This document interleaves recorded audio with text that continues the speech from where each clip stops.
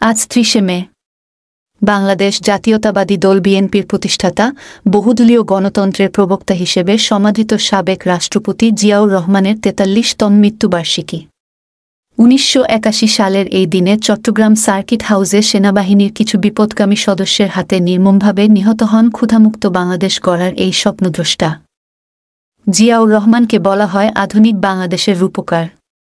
তিনি জাতির সংকটময় মুহূর্তে বারবার দাঁড়িয়েছেন নির্ভয়ে মাথা উঁচু করে। বিপর্যস্ত জাতিকে রক্ষা করেছেন সর্বোচ্চ ঝুঁকি নিয়ে। ১৯৭১ সালের উত্তাল মার্চে জিয়াউর রহমানের কণ্ঠে বাংলাদেশের স্বাধীনতার ঘোষণা দিশেহারা জাতিকে মুক্তিযুদ্ধে ঝাঁপিয়ে পড়ার সাহস জুগিয়েছে।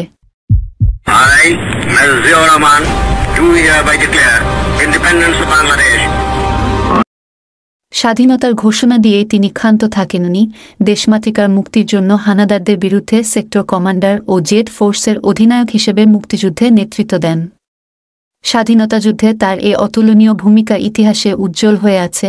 ১৯৭৫ সালের ১৫ আগস্টের পর অস্থিতিশীল ও অনিশ্চিত এক পরিস্থিতি থেকে দেশ মুক্তি পায় ৭ই নভেম্বরের ঐতিহাসিক সিপাহী জনতার বিপ্লবের মাধ্যমে।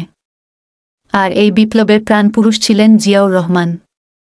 তিনি বহুদলীয় গণতন্ত্র প্রতিষ্ঠা করেন, নিশ্চিত করেন বাকব্যক্তি ও সংবাদপত্রের স্বাধীনতা। বাংলাদেশি জাতীয়তাবাদের কালজয়ী দর্শনের বক্তা জিয়াউর রহমান জাতির নিজস্ব পরিচয় তুলে ধরেন।